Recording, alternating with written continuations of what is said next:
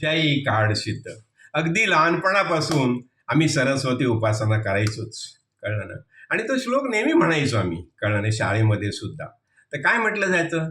या कुंदेंदु तुषार हार धवला, या शुभ्र वस्त्रावृता, या वीणावर दंड मंडित करा, या श्वेत पद्मासना, या ब्रह्माच्युत शंकर प्रभृतिभी देवै सदा वंदिता, सा मां पातु सरस्वती भगवती निशेष जाड्या पहा. कसं कसं किती सुंदर म्हटले बघा.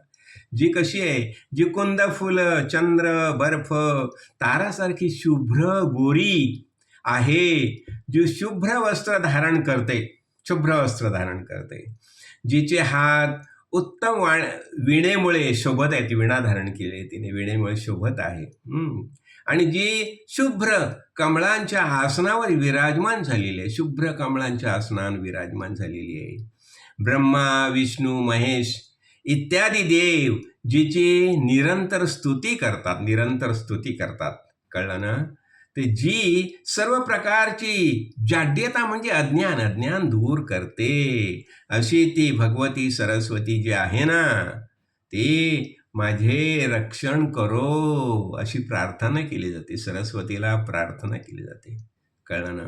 तशी अशी सुंदर काय एक एक एक एक स्तोत्र जे आहेत ना, इतकी सुंदर रचना केलेली आहे. आणि खरं म्हणजे शाळेत ना आम्ही प्रार्थनेच्या वेळेलाच म्हणायचो, कळलं ना. आणि पुन्हा आणखी एक काय होतं, जेव्हा आपण दीपदर्शन आणि याच्या संदर्भात सुद्धा म्हटलं जायचं ना, तर त्यावेळेला आम्ही काय म्हणायचो बघा. शुभम करते कल्याण आरोग्यम धन संपदा शत्रुबुद्धी विनाशाय दीप ज्योती नमोस्तुते. काय म्हटलं? हे दीप ज्योती, तू शुभ व कल्याण करते, शुभ कल्याण करतेस, त्याचप्रमाणे आरोग्य आणि धनसंपत्ती देतेस. आता शत्रुबुद्धीचा नाश करतेस, म्हणून तुला नमस्कार असो. पुढे काय म्हटलं जातं? दीप ज्योती परब्रह्म, दीप ज्योती जनार्दना, दीपो हरति मे पापम, दीप ज्योती नमोस्तुते. काय किती सुंदर म्हटलंय बघा. तिथे काय म्हटलंय? दिव्याचा प्रकाश हा परब्रह्म स्वरूप आहे, परब्रह्म स्वरूप आहे. दीपज्योती जगाचे दुःख दूर करणारा परमेश्वर आहे. दीपक माझे पाप दूर करो, आणि हे दीपज्योती तुला नमस्कार असो, कळलं ना. किती किती सुंदर म्हटलं जातं. आणि शंकराचार्यांच्या ब्रह्मनामावलीमध्ये पण आपण ह्या दीपज्योतीला नमस्कार करत असतो, कळलं ना. म्हणजे कशासाठी हे सगळं, हे प्रकाश कुठून येतो? चिन्मय प्रकाश, मूलभूत चैतन्य आहे ना, तिथूनच हा सगळा प्रकाश येतो.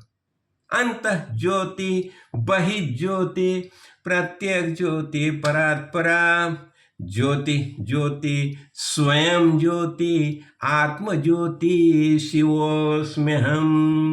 ही आत्मज्योती आहे, सगळ्यांमध्ये ती विराजमान झालेली आहे. म्हणजे वास्तविक ही ज्योती कुठली? आपल्यामधूनच निर्माण होते. म्हणून आपण कोण? आपण चैतन्य रूप परमेश्वर परमात्मा, हेच आपलं वास्तविक स्वरूप आहे. पण आपण स्वतःला विसरलोय.